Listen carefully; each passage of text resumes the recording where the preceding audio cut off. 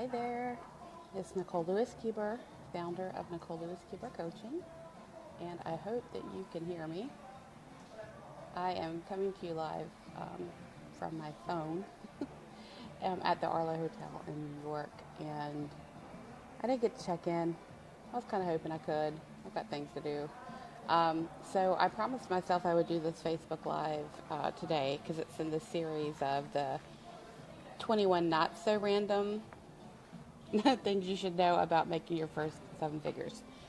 Okay, so this is a reaction to a post that I read from Scott Olford about 3 weeks or so ago, where he created a post of 21 random things that you should know before about making your first seven figures. And so my reaction to it is, I agree with a lot of what he said, actually, but I'm kind of taking it down to a little bit of deeper level. And so I'm kind of renaming it 27 not so random things you should know about making your first seven figures. And I know business owners who have made seven figures. I know business owners who have lost seven figures. I know business owners who have seven-figure businesses and are pretty happy with it, and others that are driving themselves insane. So there are some things that you can know about this. So the second comment that he had on this post was, if you have a shitty business model, you might hit seven figures, however, you will kill yourself. Honestly, it's not that difficult in the world of online business or in other business to work yourself up to seven figures. A lot of people can get to seven figures in their business, particularly in the online world, and by accident. And I know that sounds silly, but I see it happen a lot. But what happens is that they did it through a really crappy business model, and one that perpetuates self-abuse. And so I want to kind of talk about that piece of it. He's right. If you have a shitty business model, you may hit seven figures, but you're going to kill yourself. It is not a leverageable and sustainable business. So if your shitty business model includes working yourself silly, white knuckling it, a refusal to give up any kind of control in your business, a refusal to delegate or take advice or even allow support from people, you can get to that seven-figure business model, or seven figures, but your business model is flawed, it's not sustainable or leverageable. You're going to create a monster for yourself, and you're going to be at a place where you have no support, you have no one to lean on, and this seven figures is going to cost you. It's going to cost you a lot. I'm looking at my notes since I'm in a different location.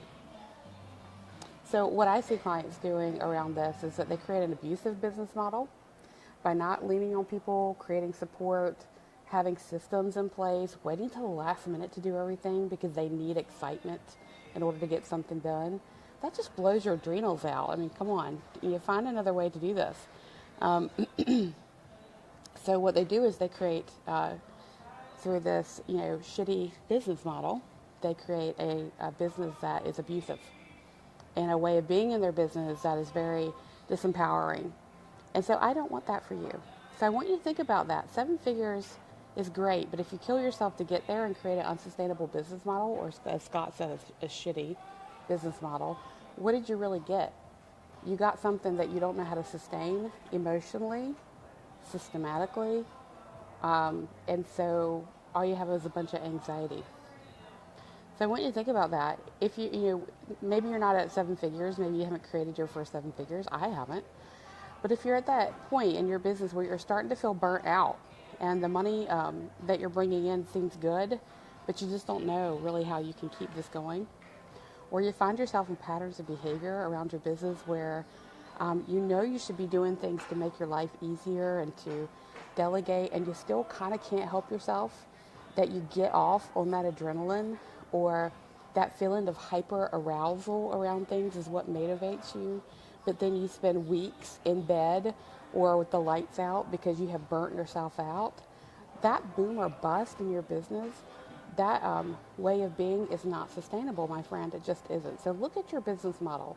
Is it a supportive one where you have peers and people supporting you? You have systems in place that get you where you want to go? Does your business model create the income that you want, and is it sustainable, or is it a one-time fluke? Everybody's looking for that six-figure, launch in the online world, and that is so rare. And and I don't know. Sometimes I think it's not a sustainable thing for them to do. So maybe they can do it once, but repeating it is not always easy, because by that point they've burnt themselves out and created systems that don't sustain their model. So I hope that makes sense to you. I would love any comments or questions about that. So if you're thinking that, hey, Nicole, gosh, I feel like I've kind of created an abusive relationship with my business. I don't feel supported by it. I feel like I'm dragged around by the nose.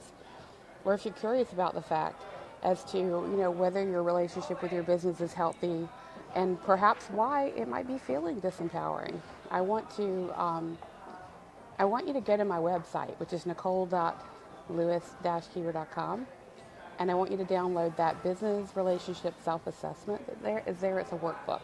And it is going to take you through steps, questions, and a process to help you identify what kind of relationship do you have with your business, and what kind, and perhaps why you have that relationship with your business in that way, and in that model, and in that fashion. So I'd love for you to go download that.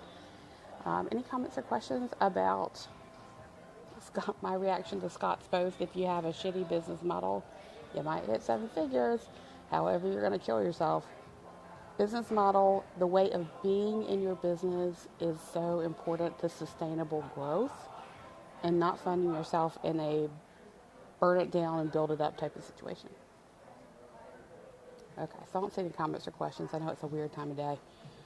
All right, so if this resonates with you in any kind of way and you want to comment, please feel free. If you have any questions, please send them to me or ask them here. And if this resonates with you and you think your audience will learn from it, please like, comment, and share. Remember, I said go to my website and download that workbook, that self-business relationship assessment. It's more of a workbook to assess where you're at in relation to your business. And if you're curious about the things that I talk about in the world around the experience of powerlessness in our past and how it creates disempowering dynamics in our business now, you can follow me on Medium. I read a lot of articles there about it. All right. I'm going to go. Maybe they'll let me check in soon. I hope so. Thank you, Dina, for the thumbs up. Y'all have an amazing day. It is beautiful here in New York. I'm going to go outside. I'll see ya.